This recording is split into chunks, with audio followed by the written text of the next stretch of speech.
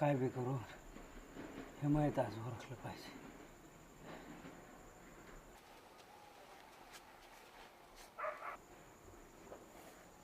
घरातली माणसं झोपल्यात. मी आपल्या काही भाकरी तुकड्याची व्यवस्था लावून येतो. नका नका मामा नका, भाकर नका तुकडा नका. अरे गौतम, गपचेप कुठे तर माती करून घ्या. कोणाला कानोकान सुद्धा खबर होऊ देऊ नका ह्याची.